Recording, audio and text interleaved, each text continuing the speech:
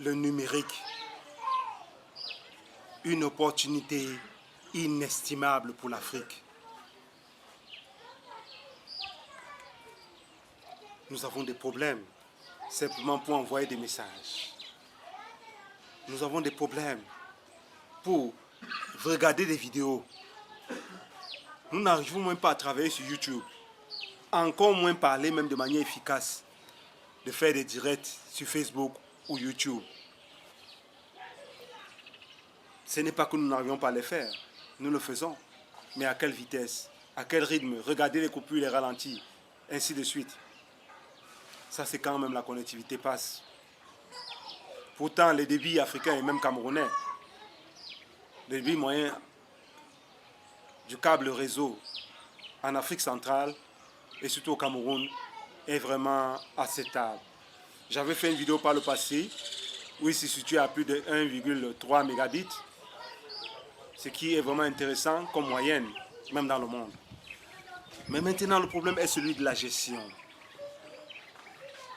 Je ne reviendrai pas sur tous ces problèmes de gestion, mais j'insisterai sur la prospective. Comment utiliser le numérique comme moyen de développement de l'Afrique? Cela aurait été le véritable titre de cette vidéo. Oui, le numérique, une opportunité inestimable, inexorable, incommensurable, qu'on ne peut même pas qualifier pour l'Afrique, c'est penser à 7 autres éléments, à 7 leviers, dont le premier est celui du potentiel inexploité. Oui, regardez vous-même le numérique en Afrique. C'est un potentiel inexploité. Les écoles, le domaine, la fibre optique, les câbles interstellaires, etc., les satellites, bref, il y a tout à faire. La sécurité, l'intelligence artificielle africaine, il y a beaucoup à faire. Ce potentiel est encore inexploité, je dis bien inexploité. À nous, Africains, de saisir le taureau par les cornes et de développer le continent par cela. Le premier moyen, c'est considérer le numérique comme un potentiel inexploité, faire des études de prospective,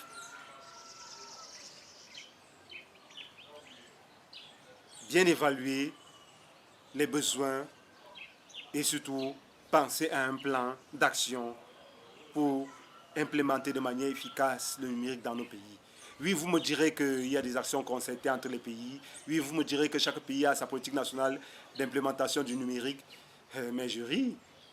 Tant que nous ne considérons pas le numérique comme une industrie, tant que nous ne prenons pas le numérique comme un processus, une chaîne de valeur industrielle que nous allons développer sur chacun des points, chacun des pans, ce levier ne sera pas efficace.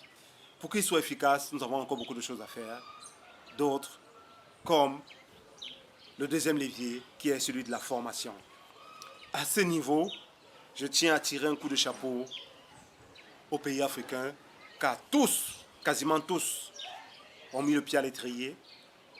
Simplement, comme je le dis toujours, la vitesse. Et il y va de tout type de formation. Le Togo, par exemple, a des formations hyper pointues et peu spécialisées.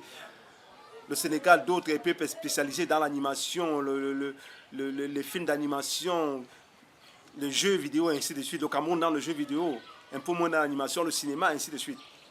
D'autres sur la programmation, l'Afrique du Sud sur presque tous les domaines, l'Afrique du Nord, presque tous les domaines. Le marketing, même Internet en Afrique du Nord, ainsi de suite. L'Afrique a vraiment pris le pied à l'étrier.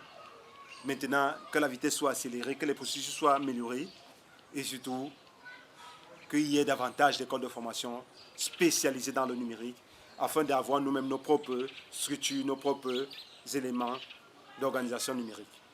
Oui, le troisième levier à ce niveau est celui des structures numériques. Des structures numériques, oui, elles sont nombreuses. Les structures numériques, permettez-moi de m'aider, de mon bord, comme on dit souvent. Oui, il y a par exemple des agrégateurs de paiement, Il faudra créer des structures pour créer à nous-mêmes nos propres agrégateurs de paiement.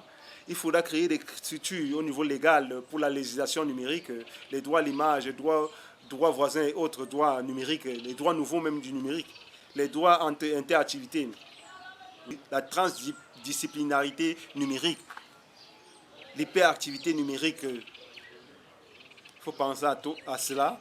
L'holographie, l'intelligence artificielle, il faudra penser aux droits numériques là-dessus. Et surtout, penser aux moyens de sécurité.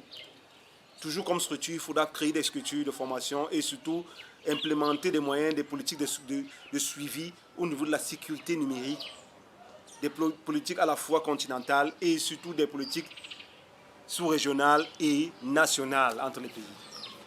Oui, à la dernière conférence d'hier de la CEMAC, le président camerounais a anticipé en parlant effectivement de la nécessité d'avoir certaines politiques conjointes pour la circulation des biens et des personnes, le passeport CEMAC, ainsi de suite. Cela est un point positif. Certes, il a été énoncé depuis les années 2006 et autres, et il a été implémenté progressivement. Maintenant, si ces vœux passent à l'action et deviennent concrets, je pense que cela va booster l'Afrique, le déplacement, ainsi de suite. Nous souhaitons donc les politiques à conduire dans ce sens et à booster, à développer les moyens sécuritaires, pas seulement la sécurité physique, la sécurité numérique de nos biens et de nos personnes, de nos avoirs, de nos actifs numériques, pour que nous soyons un pays de lumière. L'autre point de la structuration est celui du suivi. Au niveau marketing, cela se fait bien déjà, SAV, autres, oui, mais il faut des organes de suivi de tout cela, des agrégateurs de paiement, des moyens de sécurité et tout ça. Il faut des organes de régulation. Oui, il y a l'antique, il y a d'autres, oui, il y a d'autres au Cameroun, il y a d'autres organes de régulation, mais déjà, ils doivent être développés dans tous les pays et ils doivent être concertés afin que les politiques soient les mêmes. Tenez par exemple, quand vous avez Orange ou MTN, il est difficile de payer dans beaucoup de banques. Certains ont déjà commencé à le faire, mais pourtant avec Orange, il devrait être aisé, avec ses moyens numériques, de payer dans presque toutes les banques. Il devait être aisé de payer sur PayPal, de payer sur Stripe, de payer sur tous les autres agrégateurs de paiement. Mais parce que les politiques conjointes internationales ne sont pas encore signées, des accords internationaux de circulation de ces flux numériques et surtout ces flux actifs, ces flux monétaires ne sont pas encore signés, il y a beaucoup de limitations. Aussi, pour y pallier, il faudrait que les accords internationaux soient tissés entre les différents pays avec des moyens de compensation, des moyens de réciprocité, afin que ces actifs numériques deviennent efficaces, deviennent porteurs pour le continent, pour l'Afrique, fassent évoluer l'Afrique. Le quatrième levier est celui du respect des chaînes de valeur numériques. Il y a beaucoup de chaînes de valeur numériques. Par où commençons? Oui, il y a la formation, mais quels sont les processus? Quelles sont les normes qui doivent être respectées selon les pays, selon les conventions? Quelles sont la chaîne de valeur, c'est quoi en quelque sorte? J'y reviendrai par d'autres vidéos. Mais il y a des chaînes de valeur selon les continents et selon les pays. Il faut un certain respect des chaînes de valeur numériques pour être efficace, pour que la productivité soit efficiente sur le plan numérique. Le cinquième levier des développements par le numérique est celui de la productivité numérique. Oui, quand on parle de productivité numérique, c'est quoi? Est-ce qu'on parle seulement de gain de temps? Est-ce qu'on parle seulement de gain d'argent? La productivité numérique est énorme. C'est un concept énorme. Il y a tellement à dire à ce niveau-là. Je vous renvoie à d'autres livres. J'y reviendrai peut-être par d'autres vidéos. Simplement, sachez que si, après avoir développé les chaînes de valeur, cela maximise notre productivité numérique, on maximise la productivité numérique au niveau des entreprises, au niveau du temps, au niveau des process, au niveau même des gains en efficacité, au niveau même des apports intellectuels, par exemple de la scientifique, thérapeutique, marketing, ainsi de suite. La productivité numérique s'en trouvera améliorée, grandie, oui, et les pays grandiront avec. Le sixième levier est celui de la création de la plus-value. Comment créer la plus-value par le numérique? À ce niveau, je vous renvoie aux chaînes de certains influenceurs et surtout certains entrepreneurs sur Internet qui savent bien s'y prendre. Je ne citerai aucun à ce niveau, mais ils sont nombreux, qui commencent à créer de la plus-value, qui commencent à le faire. Certains enseignants aussi dans leur cursus commencent à utiliser les outils numériques et arrivent à créer de la plus-value. Oui, ils arrivent à rendre efficient, à porter un petit plus qui se transmet par lui-même à leurs étudiants et surtout à leurs encadrés.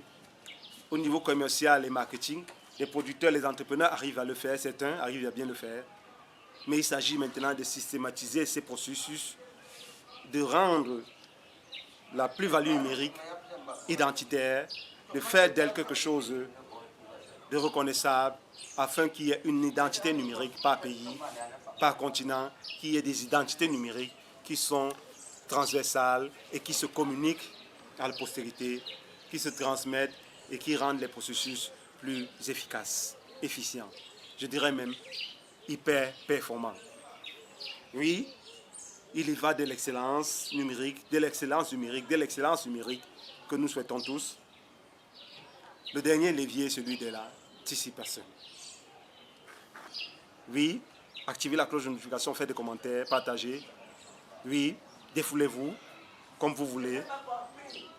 L'Afrique est sommée d'anticiper numériquement pour ne pas périr. Oui, anticipons notre futur. Liberty, we gotta free to our liberty. We got to move to our liberty. We gotta come out. Oh, got to move and. We got to move to our liberty.